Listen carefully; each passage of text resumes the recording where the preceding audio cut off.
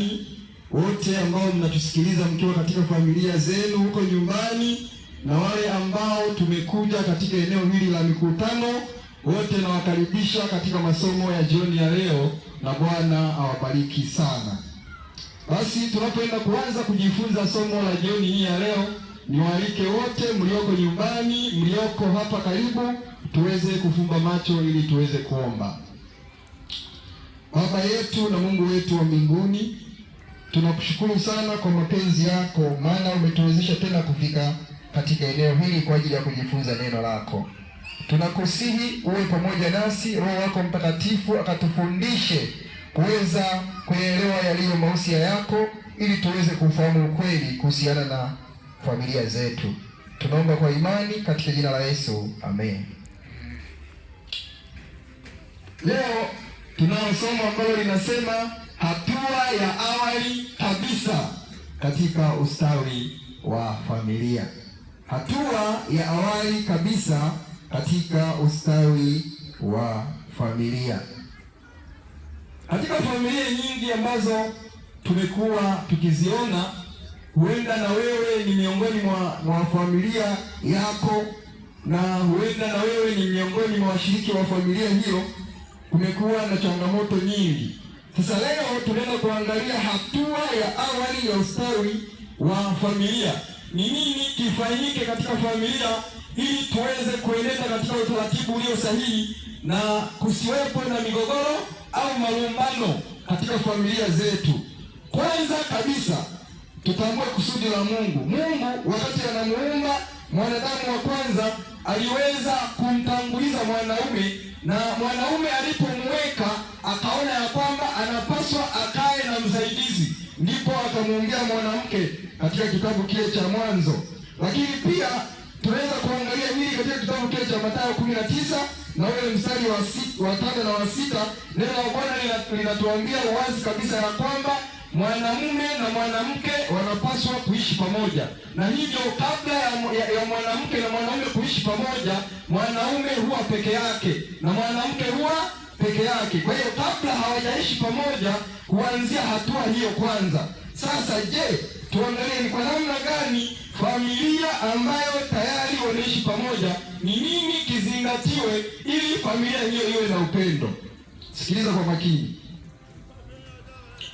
Mungu alitupatia ukweli wa neno lake takatifu, akatuelekeza katika familia. Sikiliza wewe mama na wewe baba uliyepo mahali hapa, na wewe uliye nyumbani, sikiliza kwa makini. Mungu anatuelekeza kabisa ya kwamba katika familia zipo ngazi kadhaa za utawala, kama ilivyo kwenye serikali za nchi.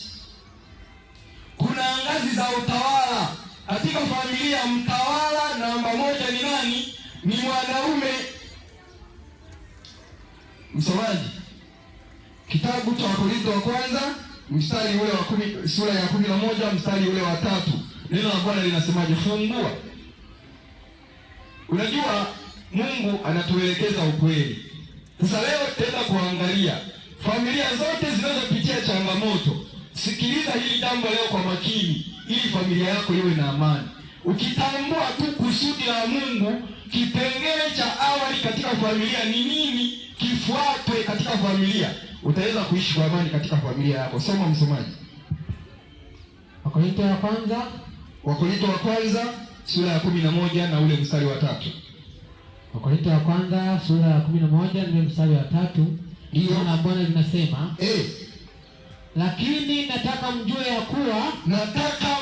kuwa huyo ni Mungu anatuambia, kichwa cha kila mwanamume ni Kristo. Kichwa cha kila mwanamume ni nani? Kristo.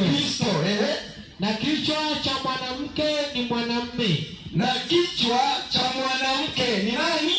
Mwanamume. Na kichwa cha Kristo ni Mungu. Na kichwa cha Kristo ni nani? Mungu. Ni Mungu. Kwa hiyo kuna mamlaka zimewekwa hapo. Kuna mamlaka zimewekwa. Sasa katika familia zetu kuna hatari moja inatokea. Mtu anaingilia mamlaka ya mwingine na mwingine anaingilia mamlaka ya mwingine, na ndiyo maana unatokea mgogoro katika familia. Sikiliza kwa makini. Wakati fulani nilikuwa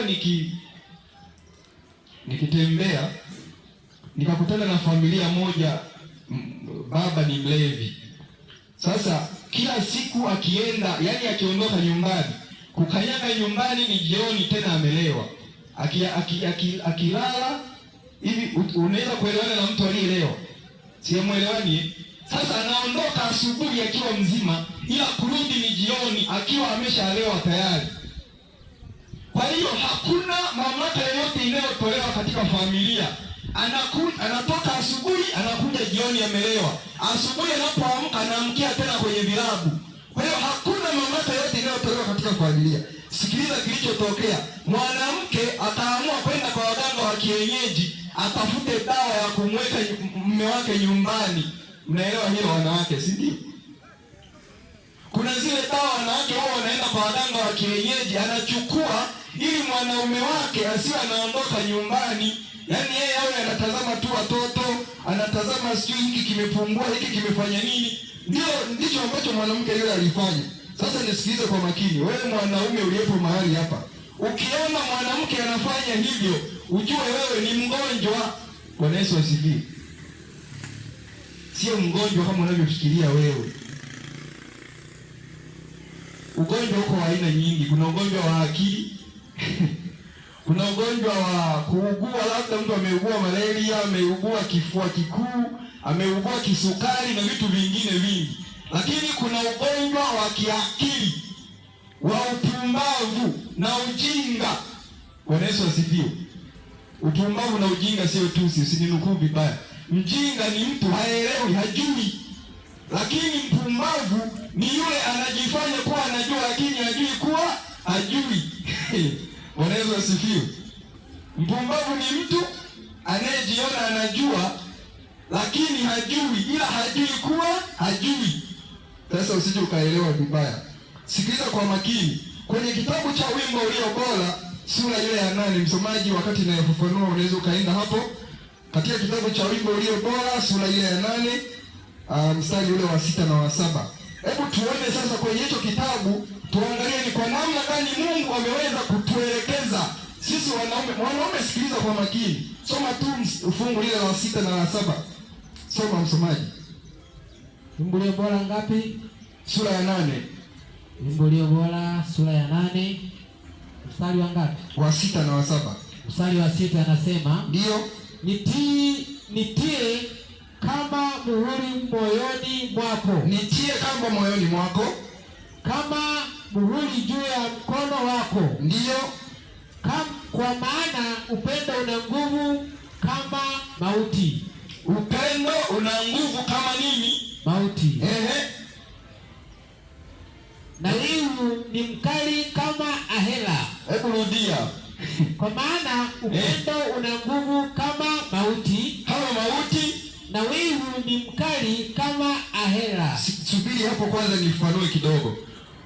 Upendo una nguvu kama nini? Mauti. Kama mauti. Alafu wivu ni mkali kama ahera. Unaelewa maana ya ahera? Unaelewa?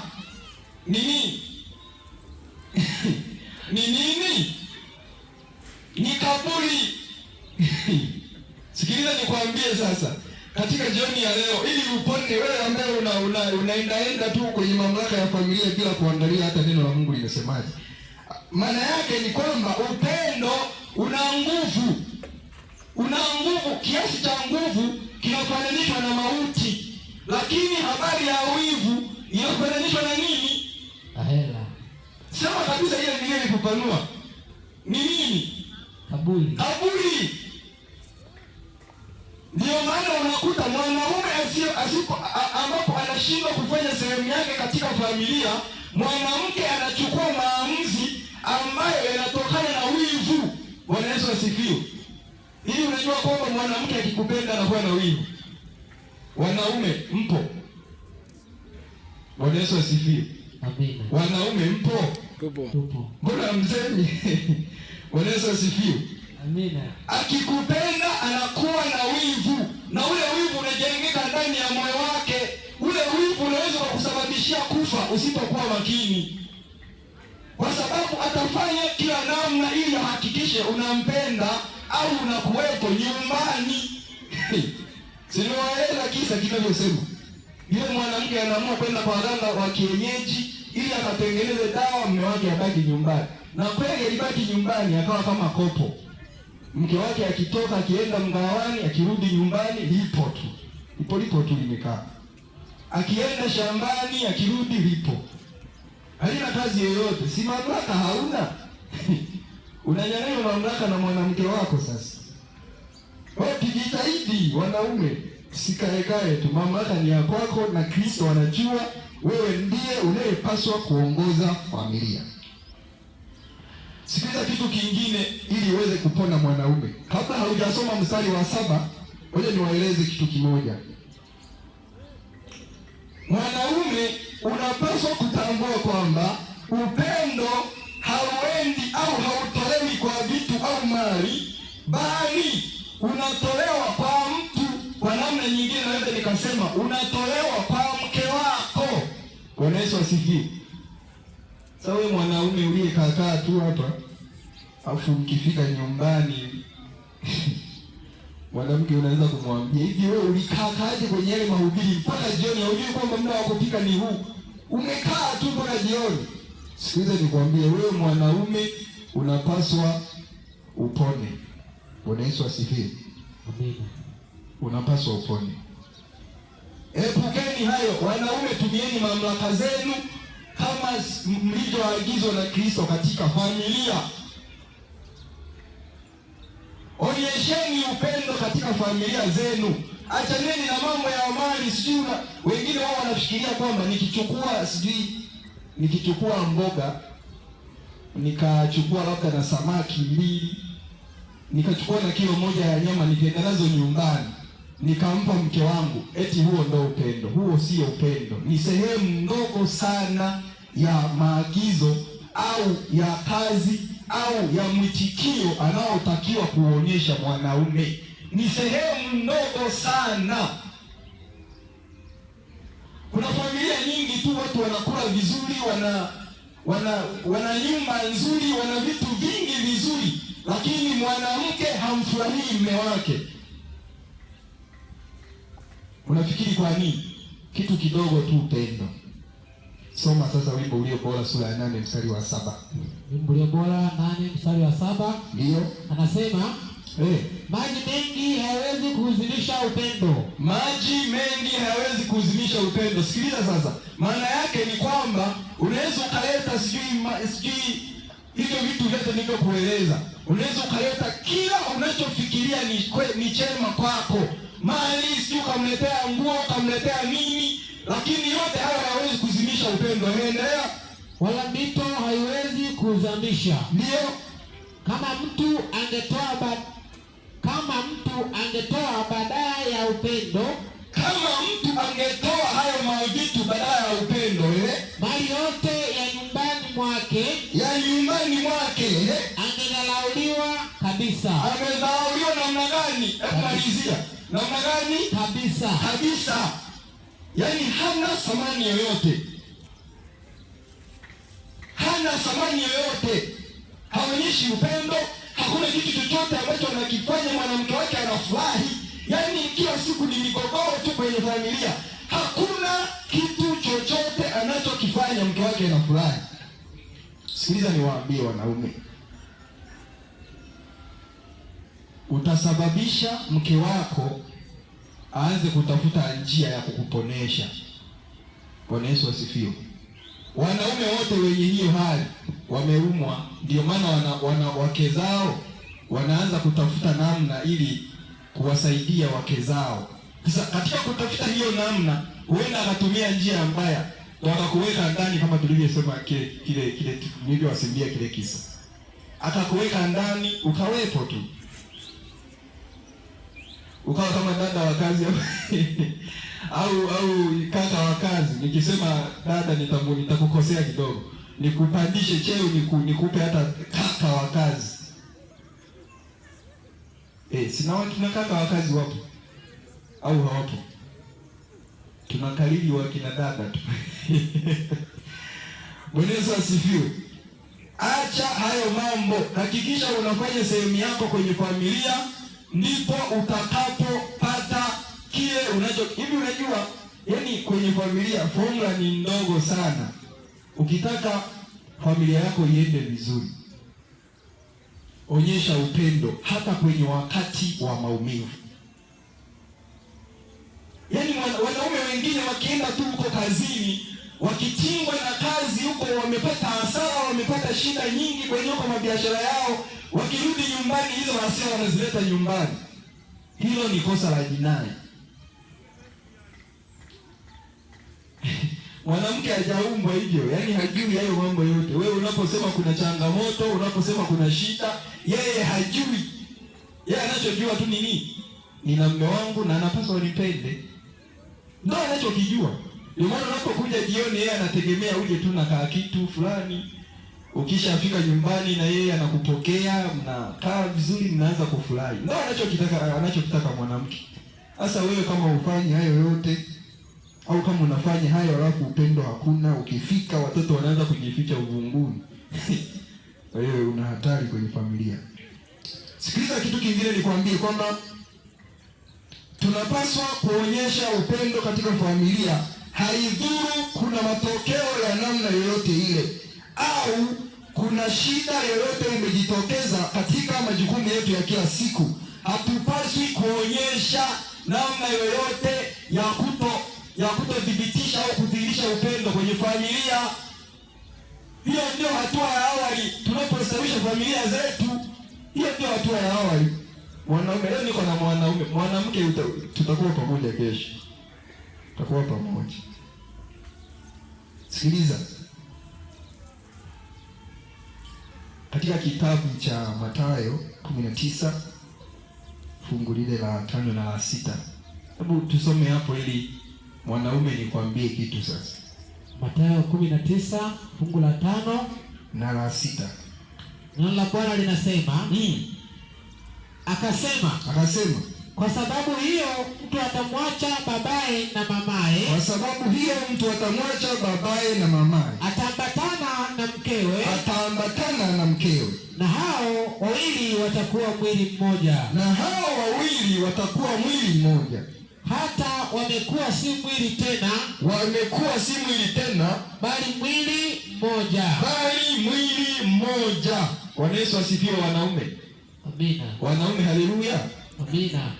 Wanaume, Bwana ni mwema wakati wote. Au wanaume hampo? Kwa nini tunasoma hili fungu? Wewe mwanaume usije ukaleta kisingizio kwenye familia. Eti nina majukumu, eti lazima niende kwenye kazi, nirudi jioni. Kwa hiyo ninaporudi huwa nimechoka. Nikichoka inabidi nifike tu nipate chakula nilale.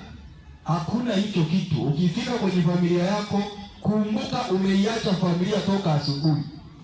Na unapofika jioni, fanya iliyo sehemu yako, fanya majukumu yako kama kawaida. Bwana Yesu asifiwe. Wewe uliunganishwa wakati mnafunga ndoa, mnasema kabisa, sijui inashika ahadi, sijui inafanyaje. Utakuwa pamoja naye kwenye wakati wa shida, wakati magonjwa yanatokea, sijui kiwaje, unasema ndio nakubali. Alafu wakati wa ndoa mkianza kuishi pamoja, ukimwona tu amepata ajali, amevunjika mguu. Mimi nakaaje na mwanaume ambaye amevunjika mguu? Wewe mwanamke, wewe tutakupeleka Milembe. Bwana Yesu asifiwe. Haleluya. Amina. Wanawake wameshakasirika, sijui nimeshaanza kuwakuza wakati nimewaambia ni kesho. Kwa hiyo tunapaswa kuzingatia hayo. Sasa sikiliza mambo machache tu ambayo tunapaswa kuyafanya sasa wanaume katika familia zetu. Jambo la kwanza, tunapaswa kujua kwamba sisi ni wakuu wa shirika la familia. Bwana Yesu asifiwe. Tunapaswa kujua hilo, sisi ni wakuu wa shirika la familia. Kama nilivyokuambia, wewe kama ni mkuu wa shirika la familia, fanya sehemu yako, itanyang'anywa usipofanya. Jambo lingine, tunapaswa kutambua kuwa wanaume ni watengenezaji wa sheria na ni makuhani katika familia. Bwana Yesu asifiwe. Unaelewa maana ya kuhani? Unaelewa maana ya kuhani? anafanya kazi gani? Msomaji sio unasema basi patanishi. Sasa kuhani anaipatanisha familia. Wewe ukiona watoto wanagombana, wewe kama baba simama basi useme, nyie watoto tulieni hapo, shida ni nini? Ukiona shida ipo kwa huyu, waone kwa hekima. Unaona kuna wakina baba wengine anaweza akawa yuko sahihi kabisa, ni kweli watoto wamekosea, lakini njia anayoitumia kumrudi mtoto ni mbaya, mpaka mtoto anamchukia baba. Hizo tabia acheni.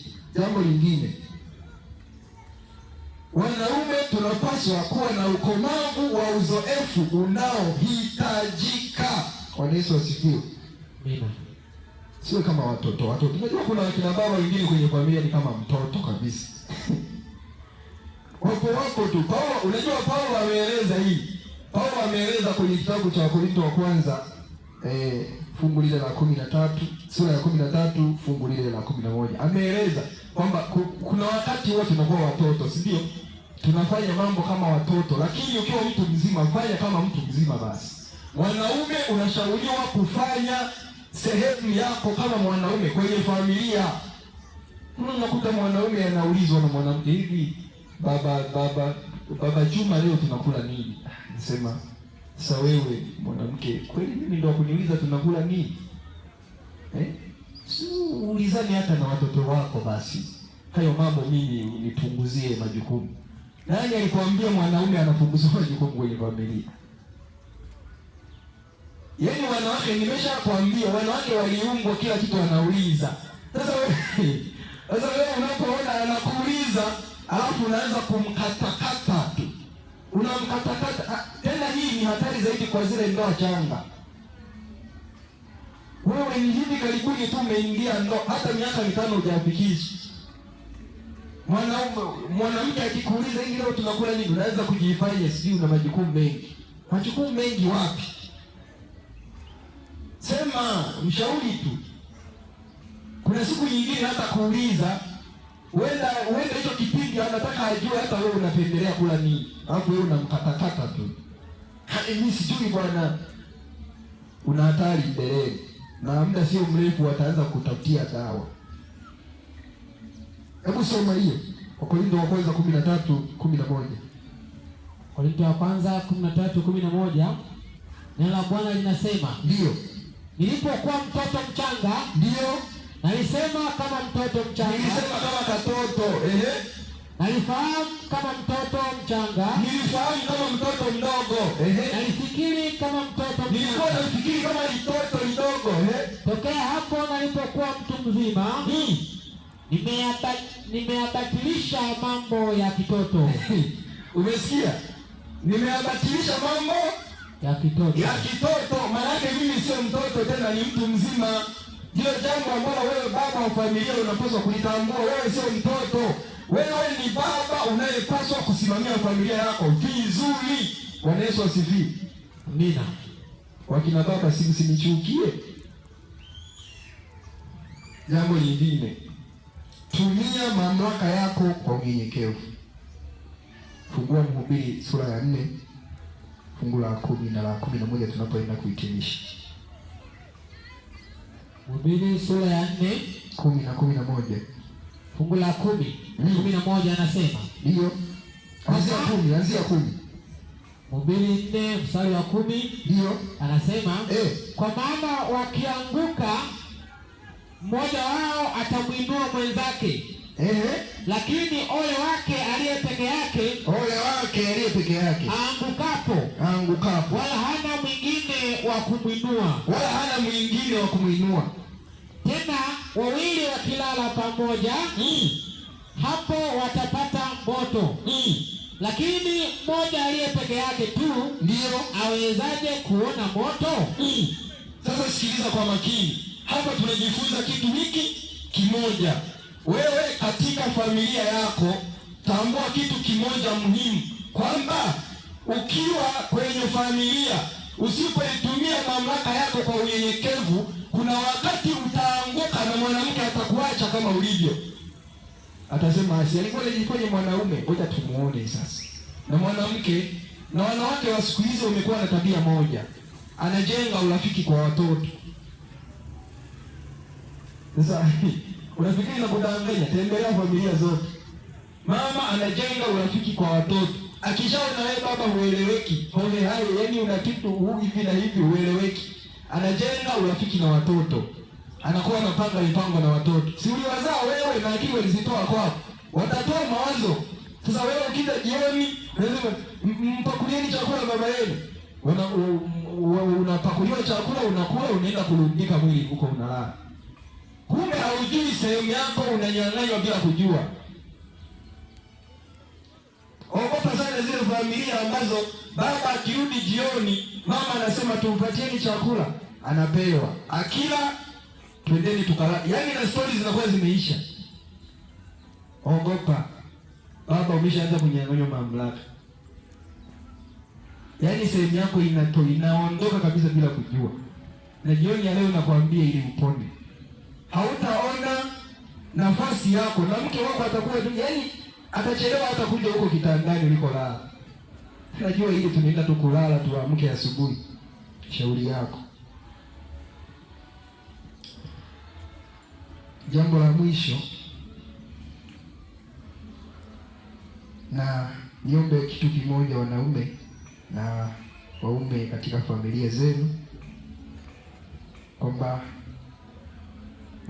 wakina baba wote katika familia wanapaswa kutambua kuwa wao ni kichwa cha familia. Lakini baada ya kutambua kwamba wao ni kichwa cha familia, wanapaswa kuonyesha upendo katika familia zao. Haijalishi kuna changamoto yoyote, haijalishi kuna dhoruba yoyote, mwanamke na mke wako pamoja na watoto wako watakuwa wa kwanza kukushauri baba, wewe ufanye nini. Bwana Yesu asifiwe. Wekeza katika familia yako. Baadaye tutajifunza mwanamke anapaswa kufanya nini kwenye familia, na tutajifunza pia watoto wanavyopaswa kufanya kwenye familia zao. Na baadaye tutaanza kujifunza masomo, tutaanza sasa kuwarudia wale wanaotafuta kuoa, tutawarudia tu. Hivi tunataka tuangalie familia kwanza, na muda wetu umetuishia, lakini tuangalie fungu moja la mwisho wa Kolosai 3:19. Soma hapo. Kolosai 3:19. Soma. Usome haraka sasa. Kolosai 3:19. Ndio. Neno la Bwana linasema, ninyi waume wapendeni wake zenu, msiwe na uchungu nao. Ndio.